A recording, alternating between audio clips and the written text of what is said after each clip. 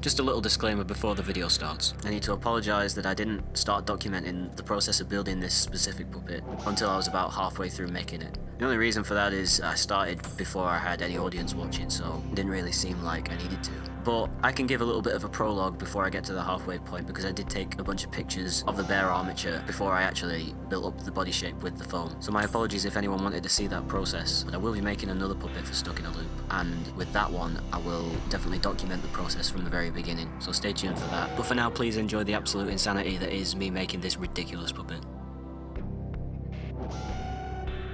So obviously with a stop motion armature you start with the ball and socket joints inside, and for my puppets I use the kit sold by Animation Toolkit in the UK to build the inner skeletons. They're essentially the go-to in the UK at this point in my opinion, and I really rate all of their products. If it wasn't for them, a lot of people wouldn't even be able to do stop motion. For this specific puppet that I wanted to make, the body shape was really unusual because it's this long snake with a giant mouth on the end. Now the body's pretty straightforward, it's just a series of joints in one straight line, but the head was really interesting because I had to use the parts that would normally make up the torso and waist on a standard bipedal build, stack them on top of each other, and create the shape of the jaw using the joints. Now obviously these joints aren't going to move, they're locked in place to create that sort of shape of the front of the mouth, but it's a really unorthodox way of using these parts, and to create the body shape with the foam, it's literally just a process of stacking layers of foam, gluing them together layer by layer, and then cutting the shape out with scissors. Here's an example of what that kind of looks like with an old puppet that I made from many years ago.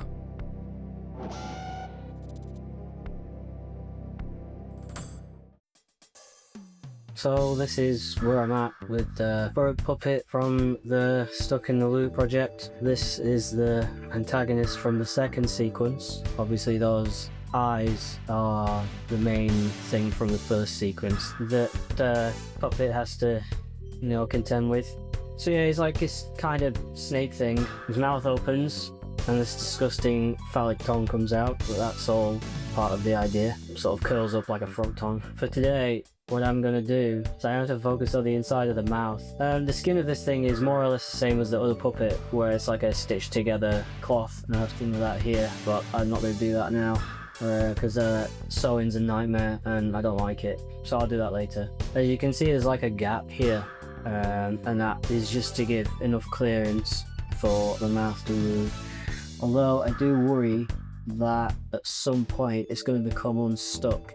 You also need another stand. When it's all curled up, it can stand up fine, but I could do with another one of those. And I'm short of ball joint there. So my idea is the outside skin doesn't need to be like this, but with this dude, this is how I used to make these puppets, whereas I'd just wrap it in bandage and paint it with this liquid latex. There's definitely a better way to do it, but that's just the way I've always done it and it works. But because the inside of the mouth of this needs to be like fleshy, I'm gonna do it this way, but we'll probably have to glue a lot of it down, which is gonna be annoying. There's just a bandage that I use. I don't even know whether to do it dual layer like that or whether to separate it into a single sheet. I'm just not sure. This is gonna be funny.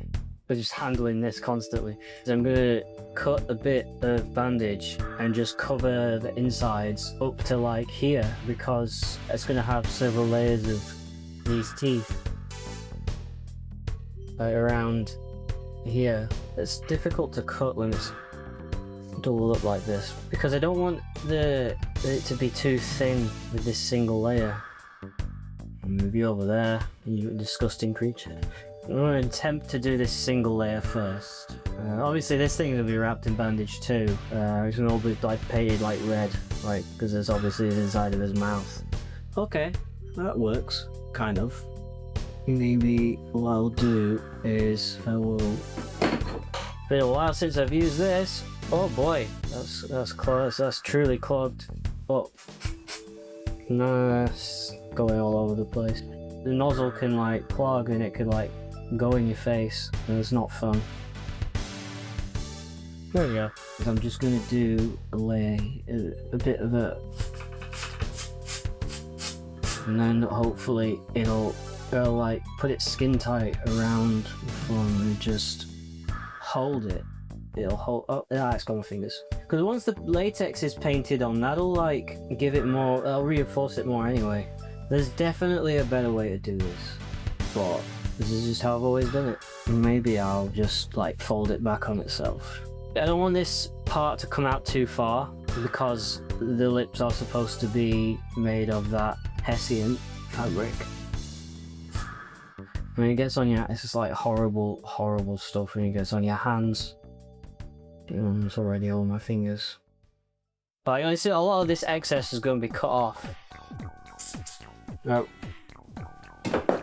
Go.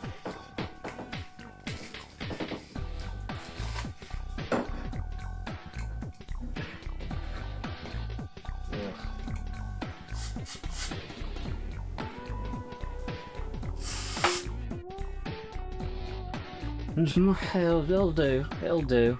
All it needs to, just need to cover it with that latex. Obviously, I'm gonna do a wrap it around this fucking tongue. Jesus, it seemed such a good idea to do it that way at the time. Try and at least keep it in place. Is this even interesting to watch? I don't know. I was just making sure I'm documenting this a bit more than I have done in the past. And I only have some pictures of the previous one. This isn't so much of a planned video as much as it is just me filming me doing this. I've got to cut this down.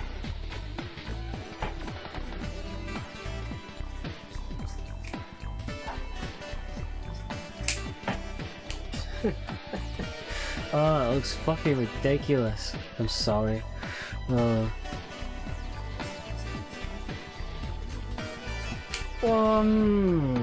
Trying to get this shape right. I want to trim it too much, though. I think that'll be okay if I just... Oh yeah, yeah, that works. That works fine.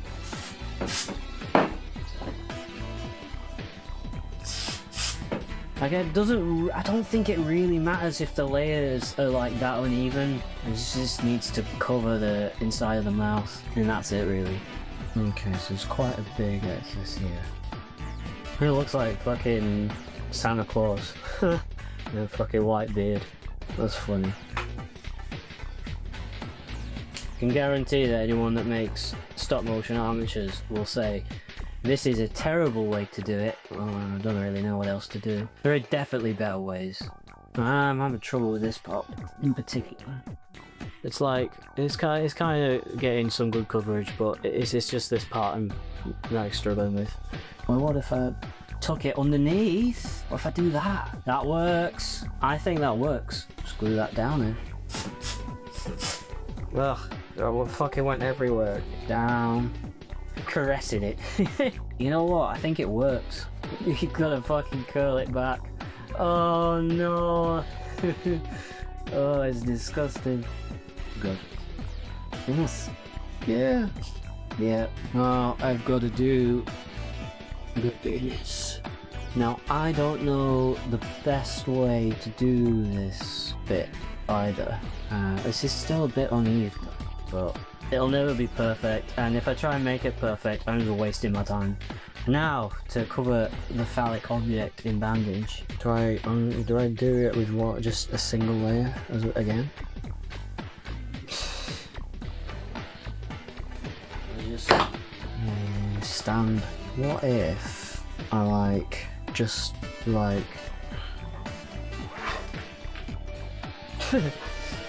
my god. I feel like I think the best will be put the seam down the bottom, cut this in half, and it doesn't need to be that long either. Okay, don't know how I'm gonna do the end of it. Oh, that was easy. I don't really know what to do with this end bit though. Cut a lot of the excess off. Because that doesn't look wrong at all. He's got a hole in the end. Oh no, what have I done?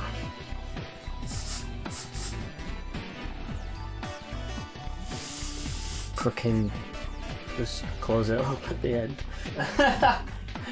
I hope that the latex sort of squashes it down.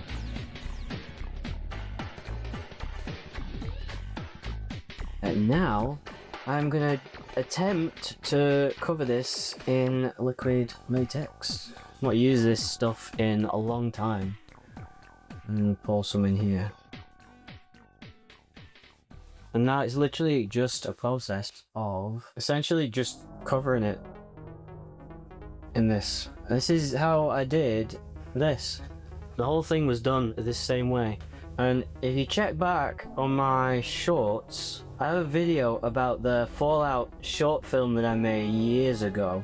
And that mole rat, believe it or not, was also done this way. And that was like a full-sized goddamn creature. The whole thing was covered in bandage and the whole thing was painted this way with the latex. And it took fucking months to do. It literally took me about 6 months to make that thing.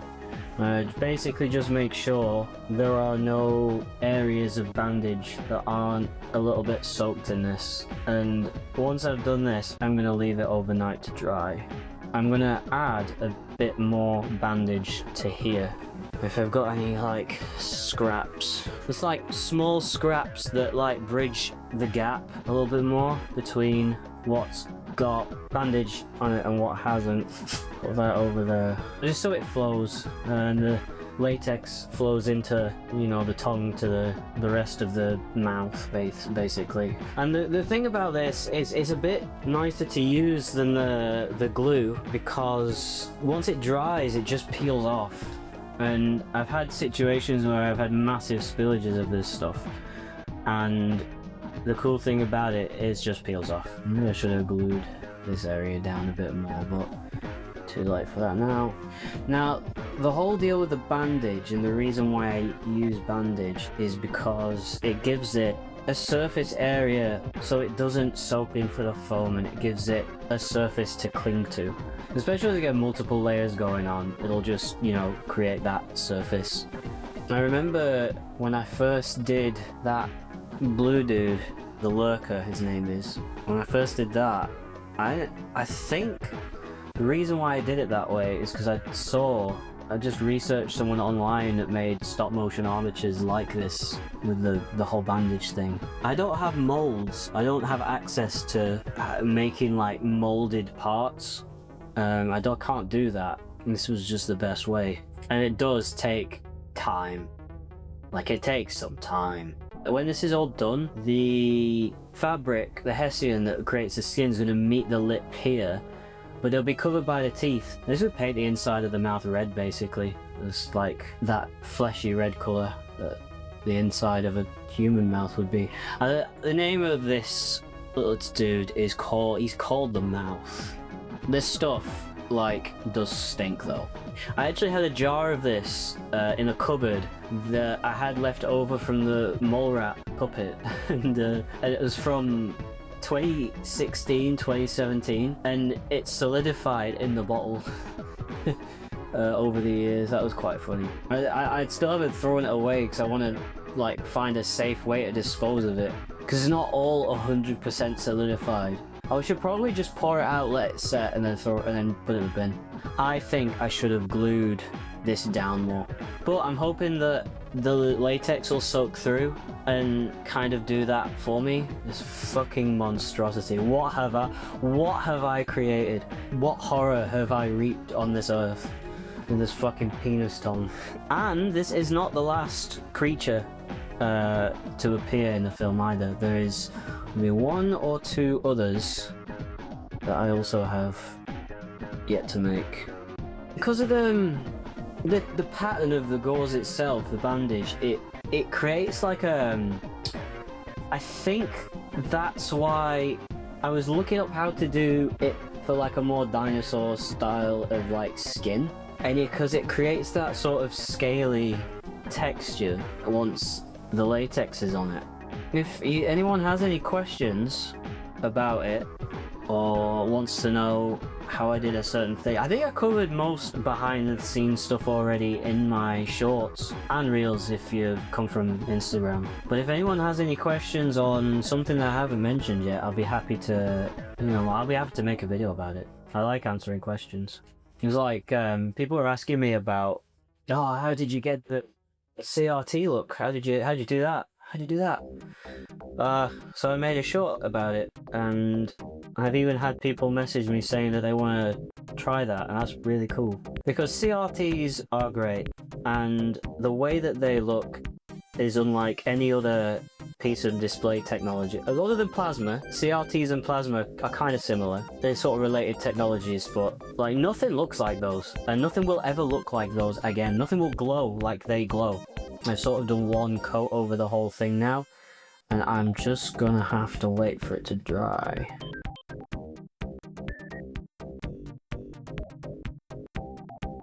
It's turned out pretty well, it's dried pretty well. There's some gaps that I probably need to touch up, and the mouth doesn't close as well as it did, so I'm going to attach just some more foam to the edge of the lips and extend those ever so slightly, so it improves the coverage of the closed mouth. But before I can do that, there's just still patches of it that are like not quite covered, but just touching over the bits where there's not as much. There's too many holes in the bandage. I also tore this, so I'm gonna put a lot here just to bridge that. I should probably stick some more bandage over there. I think it'll be okay. And honestly, there's pretty good coverage of it already. Once I got this second layer on, I had to leave it again, just so this dries. And I'm gonna cut some of this up. Just clean up the edges a tad. There's a lot of excess like fraying on the bandage. Yeah, I think I've done about as much as I can on this next layer. I'm just gonna have to let this dry and then come back to it. And then what I'll do is I'll just glue more foam onto the edge of these lips, and just so it gives better coverage when the mouth's closed, but I think that's all I can do right now.